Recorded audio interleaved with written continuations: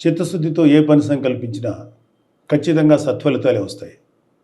కొత్త ఆలోచన విధానాలతో ముందడుగు వేస్తే విజయం వెతుక్కుంటూ వస్తుంది. మనం చేసే పనిలో చిత్తశుద్ధి, ఆలోచనలో స్పష్టత, నవ్యత, బాధ్యత, జవాబుదారీతనం ఉంటే వెన్ను తట్టేందుకు అనుభవజ్ఞులు ముందుకు వస్తారు. ఈ మాటలు ఎందుకు చెప్తున్నానంటే, ఆంధ్రప్రదేశ్ ఉప ముఖ్యమంత్రి పవన్ కళ్యాణ్ గారు తనకు అప్పగించిన బాధ్యతలను చిత్తశుద్ధితో నెరవేర్చే శక్తి సామర్థ్యాలు పుష్కలంగా ఉన్నాయి. తను చేసే ఆలోచనల్లో ఆచరణాత్మకత, కొత్తదనం కలిగిన వ్యక్తి. అన్నిటికీ మించి తనకు వచ్చిన బాధ్యతను హోదాకి, దర్పానికి చిహ్నాలుగా భావించరు. జవాబుదారీతనంతో నిర్వర్తిస్తారు.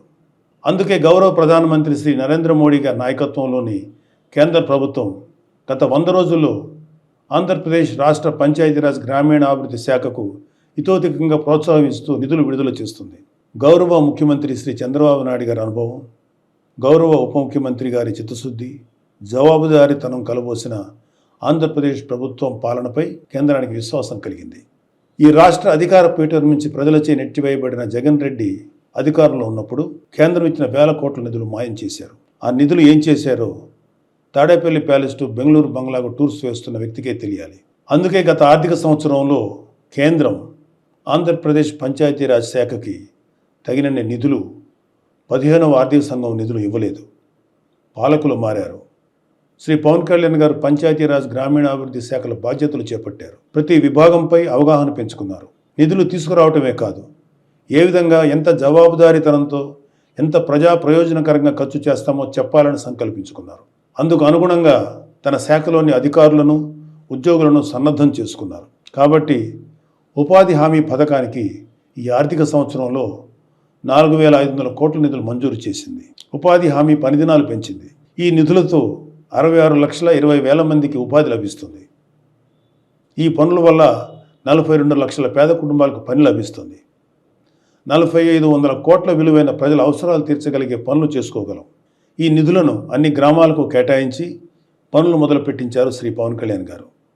ఆ పనులు కూడా ఎక్కడో ఆఫీస్ గదులు కూర్చొని నిర్ణయించడం కాదు, ప్రజలే తమ గ్రామానికి ఏ పనులు చేయించుకోవాలో నిర్ణయించుకోవాలి. అందుకు గ్రామసభ వేదిక కావాలని సంకల్పించారు.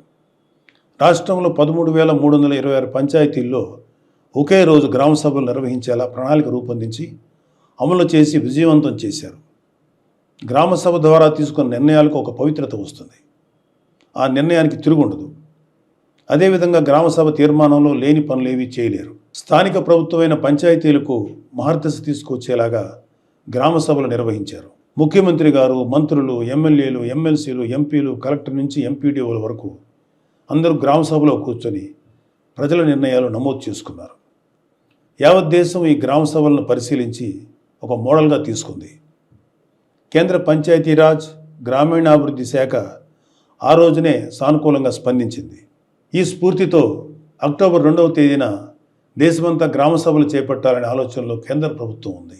ఆంధ్రప్రదేశ్లో నిర్వహించిన గ్రామసభలు ప్రపంచ రికార్డు సృష్టించాయి. రికార్డు పత్రాన్ని వరల్డ్ రికార్డ్స్ యూనియన్ ప్రతినిధి నుంచి ఇటీవలే శ్రీ పవన్ కళ్యాణ్ గారు స్వీకరించారు. ఉపాధి హామీ నిధులే కాదు, 15వ ఆర్థిక సంఘం నుంచి కూడా నిధులు సాధించారు. వెళ్ళిపోయిన వైసీపీ వాళ్ళ మీద నమ్మకం లేక కేంద్రం నిధులు ఇవ్వలేదు. పవన్ కళ్యాణ్ గారు కేంద్రంతో మాట్లాడి 1987 కోట్ల రూపాయల నిధుల్ని కొద్ది రోజుల కిందటే మంజూరు చేయించారు. ఉపాధి హామీ నిధులు 4,500 కోట్లు కావచ్చు, ఆర్థిక సంఘం నుంచి సుమారు 987 కోట్లు కావచ్చు, కేంద్రం నుంచి సాధించింది ఆంధ్రప్రదేశ్ పంచాయతీరాజ్ శాఖ. అది పాలన చేపట్టిన 100 రోజుల్లోపు. 100 రోజుల్లోపు నిధులు సాధించడమే కాదు, వాటి వినియోగానికి ప్రణాళికలు రూపొందించి అమలు చేయడం విశేషం. అది ఒక నాయకుడు చిత్తశుద్ధి, జవాబుదారీతనం తాలూకు ఫలితం. ఖచ్చితంగా ఆంధ్రప్రదేశ్లోని పల్లె పల్లెలకు మంచి రోజులు వచ్చాయి. స్వర్ణ పంచాయతీలు అనే కూటమి ప్రభుత్వం లక్ష్యం ఖచ్చితంగా సాధిస్తాం. నమస్తే.